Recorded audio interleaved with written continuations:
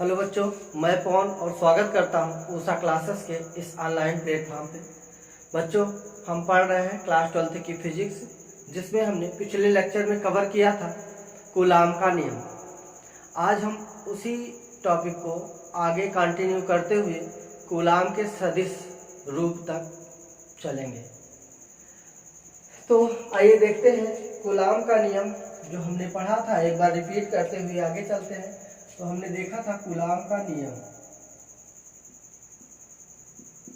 Coulomb का नियम,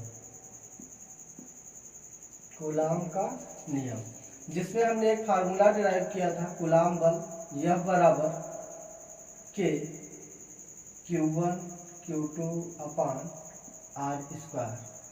जहां पर हमने देखा था कि जो K है वह क्या था, कांस्टेंट था,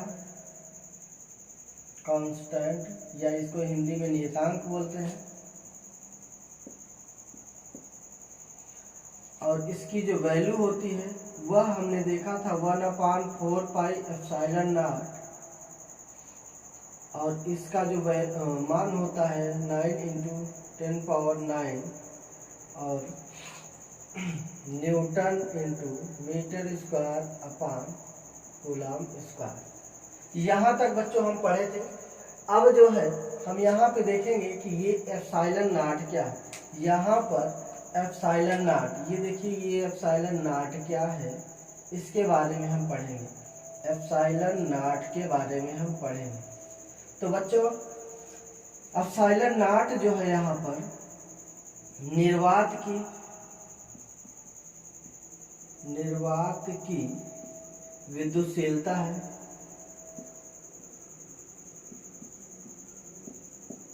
एप्सिलॉन नॉट क्या है? निर्वात की विद्युतशीलता है, जिसका मान जो है अगर हम निकालना चाहें तो इसका मान हम निकाल सकते हैं। निर्वात का जो मान होता है वह होता है आपका 8.854 × 10⁻⁻12 coulomb square upon newton × metre square, newton × metre square. बच्चों, ये आया कहाँ से? ये आया कहाँ से? तो आप इसको बता सकते हैं कि चूंकि मान निकालने के लिए जो है आप यहाँ से बता सकते हैं। आइए देखते हैं कि किस तरीके से इसकी वैल्यू हम फाउंड किए हैं। तो यहाँ से जो एप्सिलॉन नॉट है, एप्सिलॉन नॉट का मान, एप्सिलॉन नॉट का मान, तो एप्सिलॉन नॉट का मान आपको पता है कि K 1/4 पाई एप्सिलॉन नॉट, या फिर ऐसे लिख देते हैं, इसको बगल में लिखते हैं। आपका जो वैल्यू है, चलिए यही लिखकर समझाते, नहीं आप समझ नहीं पाएंगे। 1/4 pi epsilon naught equal to होता है 9 × 10⁻⁹। यह होता है newton × metre square upon coulomb square. ये देखिए बच्चों, यह जो है इतना बराबर आपको ये होता है। तो यहाँ से इसका मान निकालना, तो इसका पक्षांतर कर दीजिए, इसको इस तरफ ले जाइए, इसको इस तरफ ले जाइए।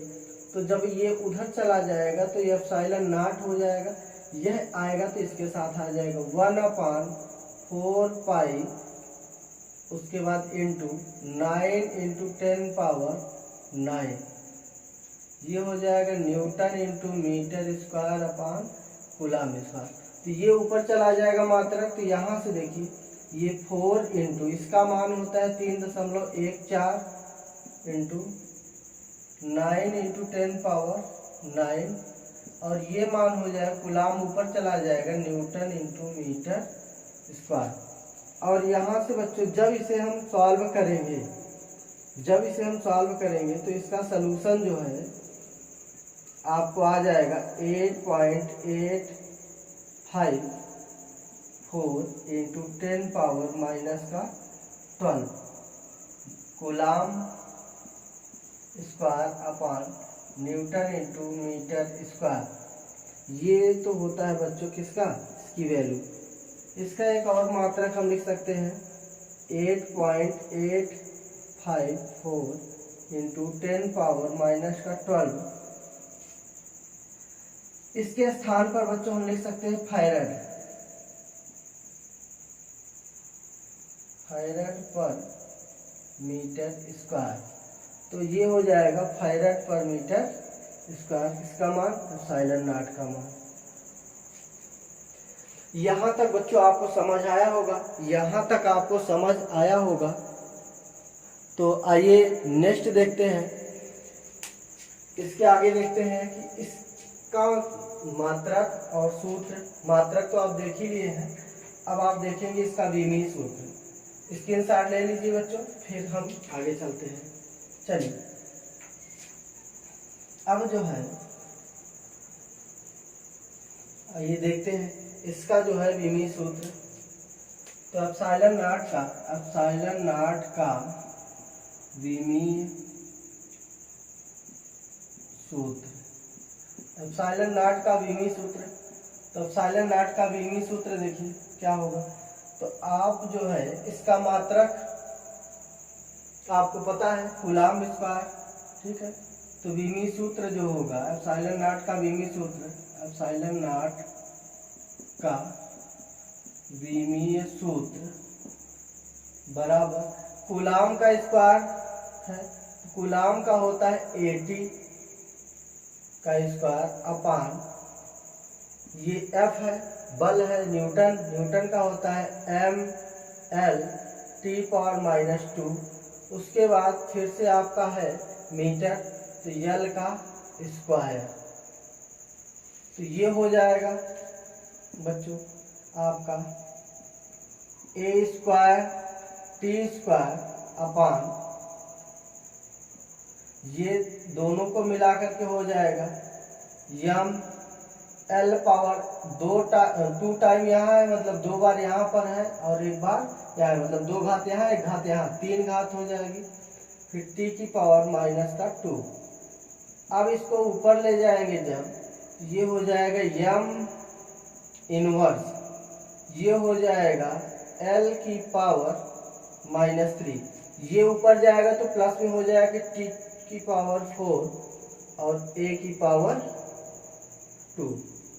तो ये तो था बच्चों क्या, एप्सिलॉन नॉट का विमीय सूत्र, मतलब डायमेंशन ऑफ एप्सिलॉन नॉट। ये था डायमेंशन ऑफ एप्सिलॉन। के बाद बच्चों अब देखते हैं कुछ नोट पॉइंट, जिसमें है फर्स्ट है कि यदि 2 आवेश हों Q1 और Q2, इन आवेशों के मध्य कोई तीसरा आवेश रख दिया जाए, तो इस पर जो बल की मात्रा होगी, यानी इस पर लगने वाले बल के मान में कोई परिवर्तन नहीं होगा। कि कोई तीसरा आवेश ला करके रख दिया जाए तो इसमें कोई परिवर्तन हो जाए, ठीक है। तो इस तरीके से दूसरे अगर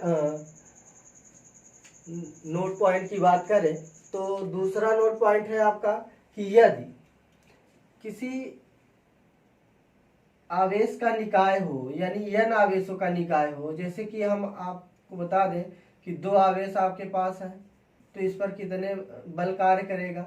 देखिए 2 बल कार्य करेंगे, एक तो इसके कारण इस पर, एक इसके कारण इस पर। अगर 3 आवेश हो तब तो एक इसके कारण इस पर, यह इसके कारण इस पर, एक इसके कारण इस पर, मतलब 3। इसी तरीके से और आवेश यदि आपके बढ़ते जाए तो देखो इस पर कितने बल कार्य करेंगे, इस पर, इसके कारण इस पर, इसके कारण इस पर, इसके कारण इस पर, मतलब कि आप कई बल कार्य करेंगे।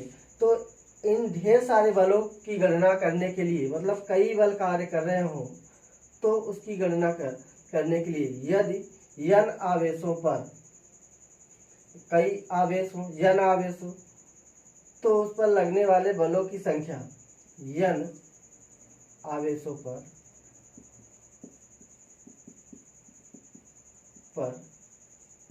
लगने वाले बलों की संख्या या गणना n-1/2 से करते हैं या संख्या होगी।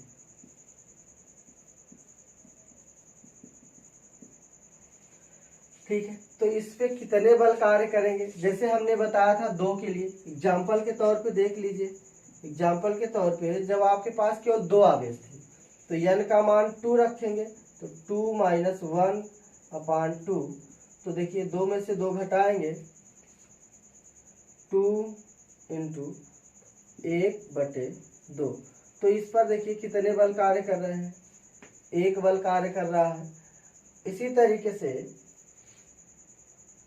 तरीके से अगर हम 3 आवेश ले लें तो 3, फिर यहाँ से 3 - 1/2 तो बराबर कितना हो जाएगा, 3 × 2/2। तो इस पर कितने बल कार्य कर रहे हैं, 3 बल कार्य कर रहे हैं। 4 आवेश हों तब कितना होगा, देखो 4 - 1/2। ठीक है, तो यहाँ से कितने हो जाएंगे, 4 × 3/2। तो यहाँ से हो जाए 2 × 3 = 6। तो इस पर 6 बल कार्य करेंगे, एक इसके कारण इस पर, इसके कारण इस पर, इसके कारण इस पर, इसके कारण इस पर, और यह आपस में भी 2 बल कार्य करेंगे। ठीक है, तो इस तरीके से 6 बल लगेंगे। तो इस तरीके से बलों की गणना की जाएगी। और तीसरे पॉइंट की बात करें तो तीसरा जो पॉइंट है, तो यदि दो आवेश Q1 और Q2 के मध्य में, बीच में, एकदम से मध्य में, मतलब इसका जो डिस्टेंस होगा, मान लेते हैं कि r डिस्टेंस पे रखा गया है, तो इसके जस्ट मध्य में कोई तीसरा आवेश रख दिया जाए, मतलब यह r/2 हो जाए यह डिस्टेंस, और यह भी r/2 हो जाए डिस्टेंस, तब इस पर जो बल लगेगा सबसे अधिकतम बल, यानी इन आवेशों पर जो बल होगा उस समय यानी इस पोजीशन पर जो इन आवेशों पर बल होगा सबसे अधिकतम बल कार्य करेगा। तो बच्चों ये तो था 3 पॉइंट। जो आपको भाषा बोली गई वो भाषा आप रिटर्न कर लीजिएगा। एक बार मैं फिर से बता दे रहा हूँ कि यदि 2 आवेश के मध्य जो लगने वाला बल होगा, उनके बीच में कोई तीसरा आवेश रख देने पर उनके बलों के मान में कोई परिवर्तन नहीं होगा। सेम भाषा लिखिएगा। दूसरा कि यदि किसी निकाय में n आवेश हो, तो यदि किसी निकाय में n आवेश हो तो,